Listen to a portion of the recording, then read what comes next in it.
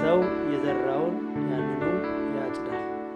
ሰው የዘራውን ያጭዳል ብለህ ታምናለህ? አዎ ወንድሜ ድንቁ፣ ይሄ ሀሳብ ያው ኮንቴምፖራሪ የክርክር አንጻር ሀሳብም ነው።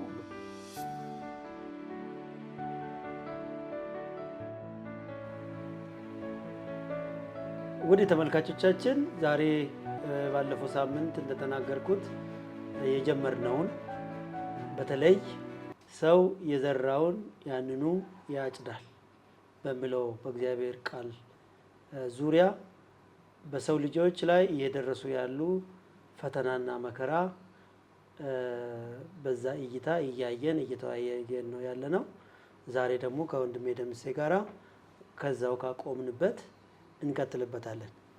እንግዲህ ወንድሜ ደምስ ባለፈው ተነጋግረን ባለፈው ቪዲዮ ላይ እንዳወራ ነው ሶስቱ ፕሪንሲፕሎች ብለን ጠቅሰን አንዱ ሰው ከእግዚአብሔር መንግስት አንጻር ካለው ፖዚሽን ካለው ስታንዳርድ የተነሳ እንደ ኢዮብ እግዚአብሔር ተወራርዶ መከራ ውስጥ አልፏል ኢዮብ። በሌላ መልኩ ደግሞ ከራእይ አንጻር እንደ ዮሴፍ ያለው ሰው ደግሞ ካየው ራእይ አንጻር በመከራ ውስጥ እንዲያልፍ እግዚአብሔር ፈቅዶ መጨረሻው ግን ያየው ራእይ ሲከናወን አይተናል። በሌላ መልኩ ደግሞ በምንኖርበት ምድር ላይ ከእግዚአብሔር ፕሪንሲፕል አንጻር መልካም የሚያደርግ መልካም እንደሚያጭድ፣ ክፉን የሚዘራ ደግሞ ክፉን እንደሚያጭድ፣ ሰው የዘራውን ያንኑ ያጭዳል በሚለው ላይ ስንነጋገር ስለ ሰው ልጆች ሞት ጉዳይ፣ ሰው ልጆች ህመም መታመም ጉዳይ፣ መከራ ውስጥ ማለፍ በእኔም ህይወት በእኔም ቤተሰብ ከዚህ በፊት በቪዲዮ ለመናገር እንደሞከርኩት በዚሁ ዓመት የደረሰ ነገር ነበርና እነዛ ሁሉ ለምን ሆኑ፣ ለምንድን ነው ምክንያታቸው የሚለውን እያነሳን እየተነጋገርን ነውና እስቲ በተለይ ከሰው ልጆች ሞት እንግዲህ ህፃናት ይሞታሉ፣ ሴቶች ይሞታሉ፣ አገልጋዮች ይሞታሉ፣ ይታመማሉ፣ በመከራ ውስጥ ያልፋሉ፣ ይቸገራሉ፣ የሚበሉ የሚጠጡ ያጣሉ፣ ሳምንት ሁለት ሳምንት በመከራ ውስጥ ያልፋል። የሚደርሰው መከራ ከነዛ ከሶስቶቹ እንዳለ ሆኖ ግን ሰው የዘራውን ያጭዳል ብለህ ታምናለህ? አዎ ወንድሜ ድንቁ፣ ይሄ ሀሳብ ያው ኮንቴምፖራሪ የክርክር አንጻር ሀሳብም ነው። ምክንያቱም ከካሪዝማቲክ ሙቭመንት ከብልጽግና ወንጌል ጋር ተያይዞ ክርስቲያን መታመም የለበትም፣ ክርስቲያን መደህየት የለበትም፣ ስትታመም ክርስቲያን ሆነ ስትታመምና ክርስቲያን ሆነ በተለያየ መከራ ውስጥ ስታልፍ ምን ኃጢአት ሰርተ ነው? ምክንያቱም መከራና ስቃዮች የኃጢአት ውጤት ብቻ ዲተርሚኒስቲክ ጀጅመንታል የሆኑ ሰዎች አሉ። በህይወት ሰዎች በህይወታቸው በሚያልፉበት በሚማቅቁበት መከራዎቹ ሁሉ ውስጥ ሁሌ በቦክስ ስለምናስብ ካቴጎሪካሊ ስለምናስብ ለምን እንደዚህ ሆነ? ለምን ካንሰር ታመመ? ካንሰር የታመመው ኃጢአት ሰርቶ ነው፣ እናቱ እንደዚህ ያርጋ ነው፣ ወይ ደግሞ የሰው የዘራውን ያጭዳል ለዛው ነው ምናምን የሚል ጀጅመንት አላለ። ከዚህ ይልቅ እኔ ምንድነው ሁልጊዜ የማስበው ሰዎች በሚያልፉበት ሁኔታ ውስጥ ልናጽናናቸው ይገባል። ሰዎች በሚያልፉበት የተለያየ መከራ ውስጥ ለሰዎች የሚራራ ሰዎች ባሉበት ሁኔታ አንደርስታንድ ልናደርጋቸው ይገባል። ለምሳሌ እኔ ሰው የዘራውን ያጭዳል አንዱ ፕሪንሲፕል ነው። ስለዚህ እስካሁን ከባለፈውም ሴሽን አምናለሁ የአምላክ ቃል ነው ያለው። ግን ሁሉም አሁን እኔ እንትኑ ምንድነው ሰው የዘራውን ያጭዳል የመከር ህግ አንዱ የኔቸር ህግ ነው። ኔቸር ላይ ኢንስቶል የተደረገ ነው። ይሄ እንድናይ አናረግም። ግን ምንድነው ጀጅመንታል ዲተርሚኒስቲክ ሆነን የምናልፍበትና የሚደርስብን ነገር ሁሉ የስራችን ውጤት ወይንም የኛ የቢሄቪየራል ወይንም የአክሽን ኮንሲኩዌንስ ላይሆን ይችላል ነው የኔ። ለምሳሌ እንበልና አምላክ እምነትህ ጠንካራ መሆኑን በአምላክ መታመንህን በአምላክ መንገድ መኖር አለመኖርህን አንዳንዴ ቴስት ልትደረግ ትችላለህ። ያዕቆብ መልእክት ያንን ስለሚነግረን ማለት ነው። ስለዚህ ማለት ቴስት ስትደረግ ወይንም ደግሞ ፈተና ልዩ ልዩ መከራ ሲደርስብህ የግድ የዘራው ውጤት ሳይሆን አምላክ ሊያጸና በመከራ ውስጥ ሊሰራ ሼፕ ሊያደርግ የሆነ ሞልድ አድርጎ ወደሱ ማንነት ሊያመጣ የተሻለ መንፈሳዊ አንደርስታንዲንግ እና መለኮታዊ አንደርስታንዲንግ እንዲኖር መንፈሳዊ ዓለም ውስጥ ስትኖር የተሻለ መገለጥ እንዲኖርህም ሊሆን ይችላል የሚደርስብን መከራ እንጂ የዘራን ውጤት ብቻ ላይሆን ይችላል። እኔ የተለየ ሀሳብ አለ። እኔ የሚገባኝ መለኮታዊ አሰራር ከሚደርስብን መከራና ከሚደርስብን ፈተና በላይ ነው። ዴፊኒትሊ ለምሳሌ 38 ዓመት ሙሉ ተኝቶ ያለውን አልጋን ተሸክመ ሂድ ማለት ከባድ ነው። ለምሳሌ አንተ ቅድም እንዳልከው ሰው ከፋብሪካ በሚወጣው የኬሚካል ውሃ በተዘራ ቲማቲም በልቶ ካንሰር የደም ካንሰር ወይስ የሆነ ካንሰር ይዞ ሆስፒታል ቢገባ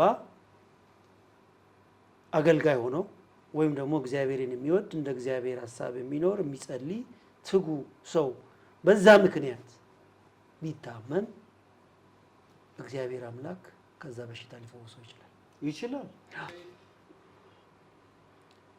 እንግዲህ እኔ እያልኩ ያለሁት ደምስ በደንብ እየተረዳኝ ከሆነ መለኮታዊ ኃይል አለ፣ ዲቫይን ጣልቃ ገብነት አለ። ለክርስቲያን ለየት የሚያደርገው የደረሰው መከራ በዚህ ምክንያት ነው፣ በዛ ምክንያት ነው፣ በዛ ምክንያት ነው ልንል እንችላለን።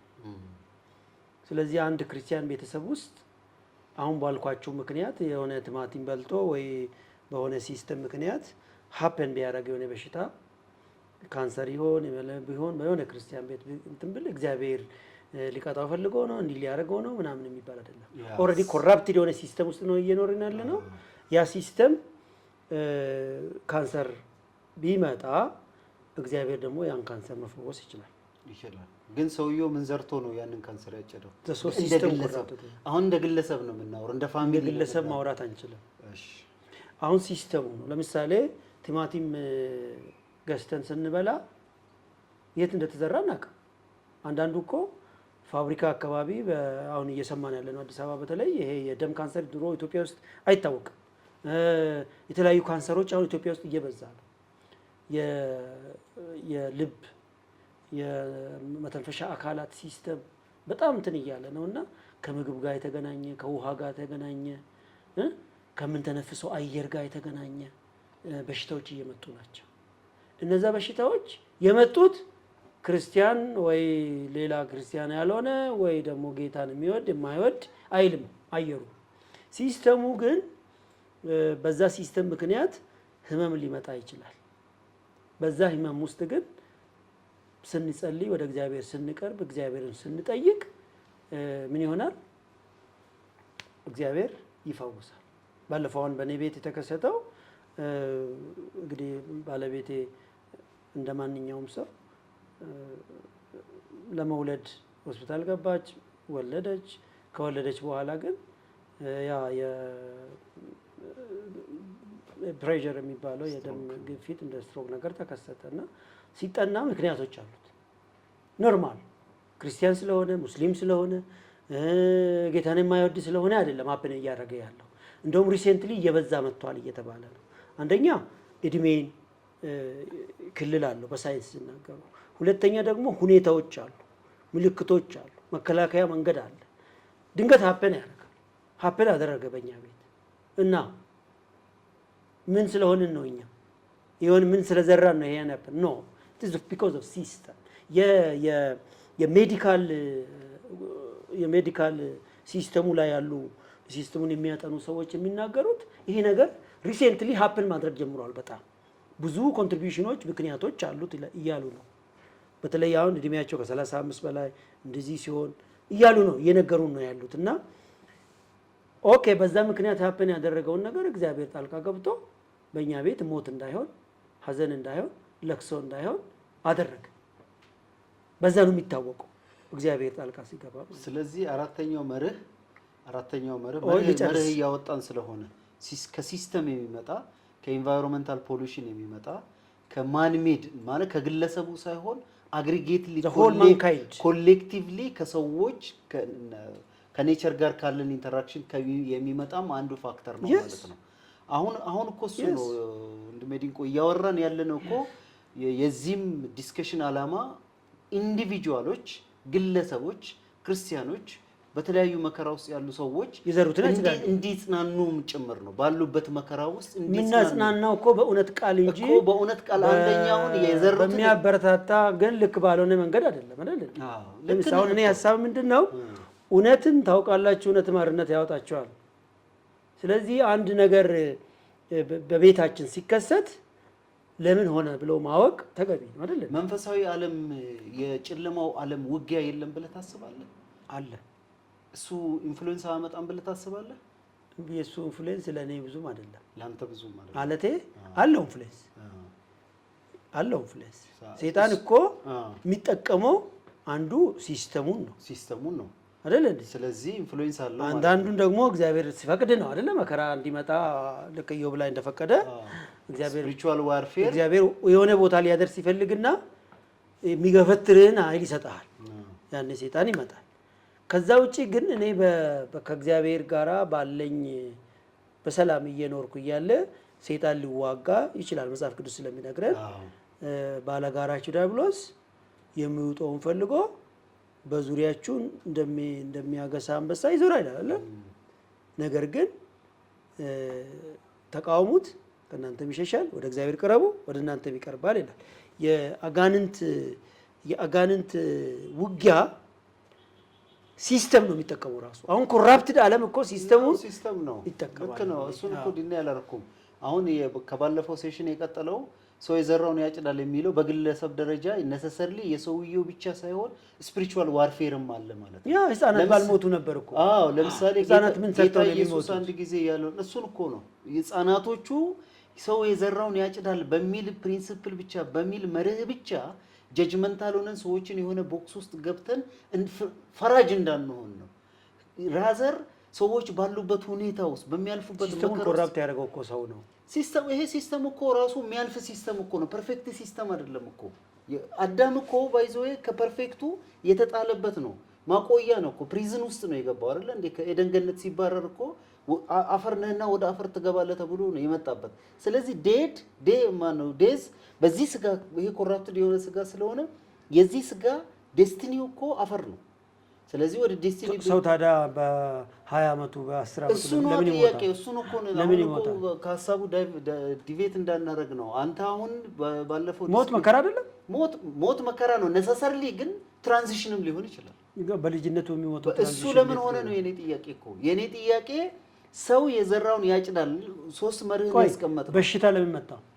የሚገድል በሽታ ነው አንዱ።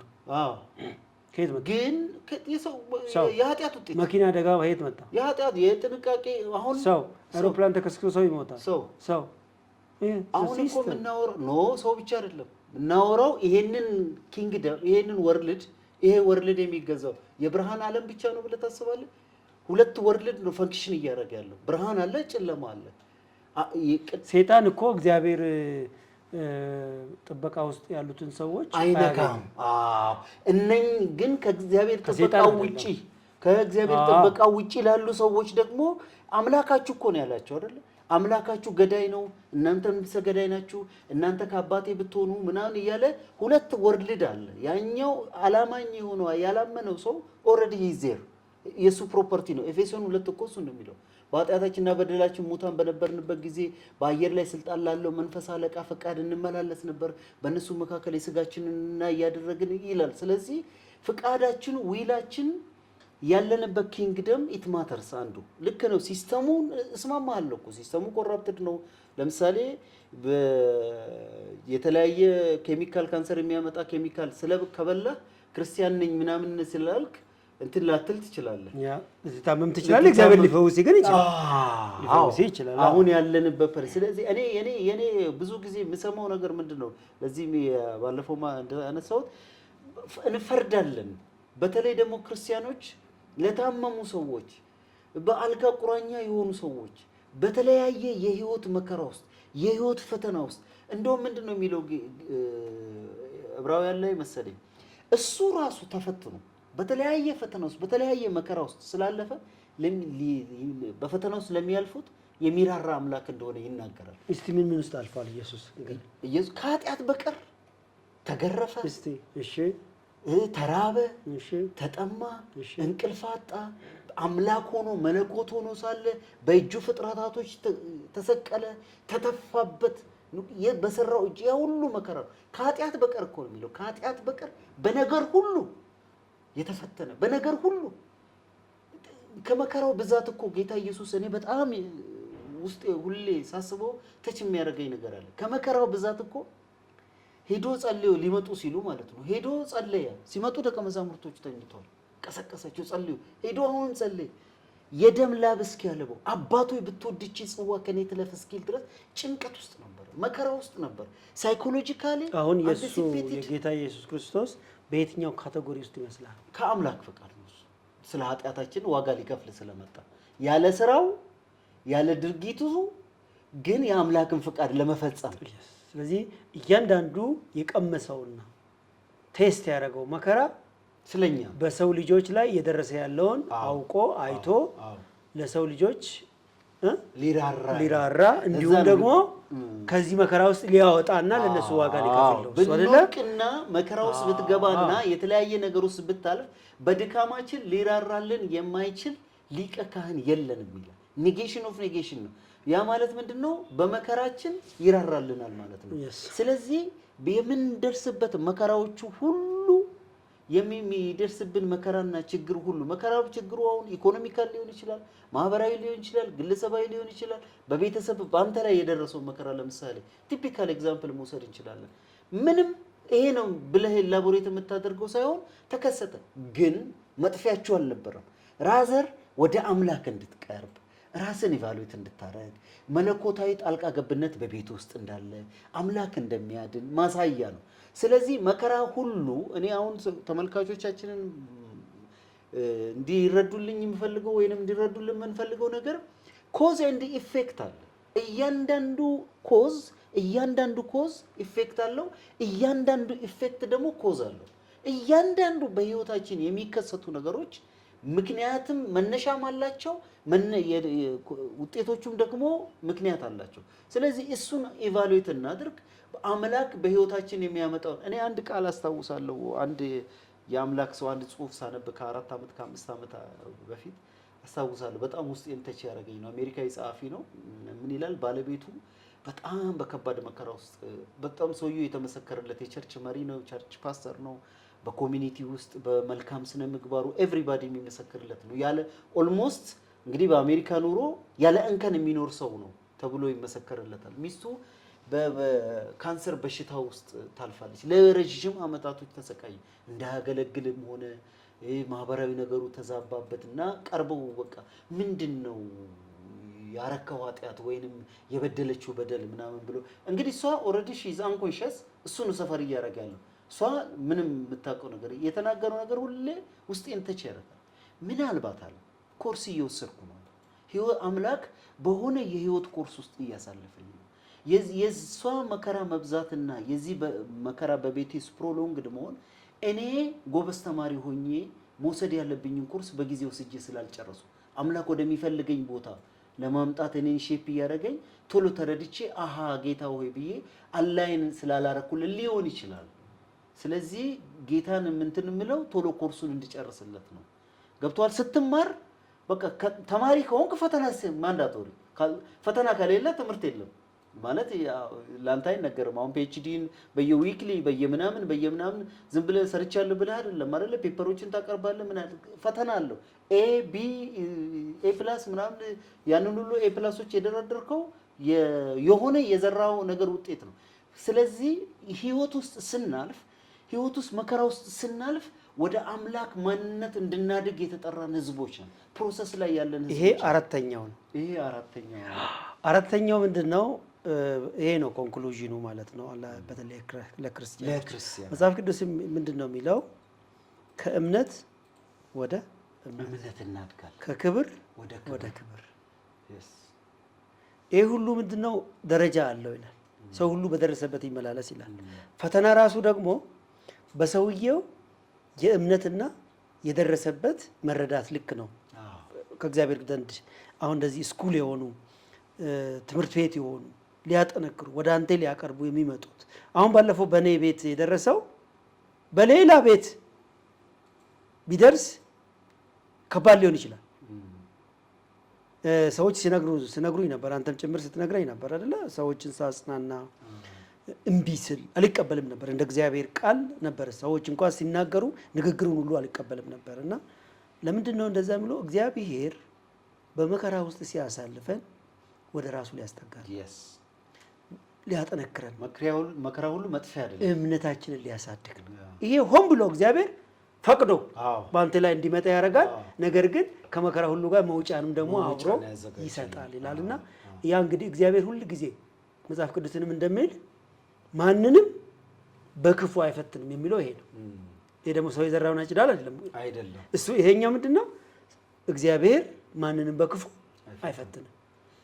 እየነገርኩ ነበር ባለፈው። እግዚአብሔር ኦልዌይስ አውትካሙ ጋር ነው፣ ኢምፓክቱ ጋር ነው ያለው። ደምሴ የሚያልፍበት መከራ በደምሴ ህይወት ላይ፣ በደምሴ ዴስቲኒ ላይ፣ በደምሴ ከእግዚአብሔር ባለው ነገር ላይ ተጽዕኖ እንዳያደርግ ያደርጋል። እንደውም በዛ መከራ ውስጥ ስላለፈ ደምሴ እግዚአብሔርን የሚወድበት ልክ ይጨምራል። እግዚአብሔር ላይ ያለው እምነቱ ይጨምራል። ሉክ አሁን አብርሃም ልጅህን ሰዋልኝ ስለው ይሄማ አለ እሺ ብሎ ሄደው፣ ግን እግዚአብሔር ጣልቃ ገብቶ እንትን ካረገ በኋላ የአብርሃም እምነት ምን ያህል ከፍ እንዳለ እናያለን፣ በመታዘዙ ምክንያት ማለት ነው። እግዚአብሔር ግን ሆን ብሎ ሊፈትነው ነው ያንን ወደ ህይወቱ ኢቭን ፈታኙ ሰይጣን እንኳን አይደለም፣ እግዚአብሔር ራሱ ነው የሚለው። እግዚአብሔር ራሱ ነው ያውም እንደ አይኑ ብሌን የሚሳሳለት ስንት ዓመት የጠበቀለት ሚወርሰኝ ኤሌዜር ሊወርሰኝ ነው ብሎ እስኪ እንትን ያለበትን ሰው። ስለዚህ መከራዎች ከሰይጣንም ብቻ ላይ ሆን ይችላል። ሉክ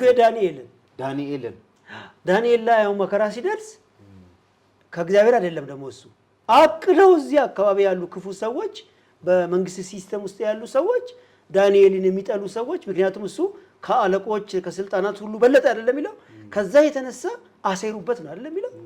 ነገር ግን ሰዎች ተንኮል እንግዲህ በአንበሳ ጉድጓድ ምን አጠፋ?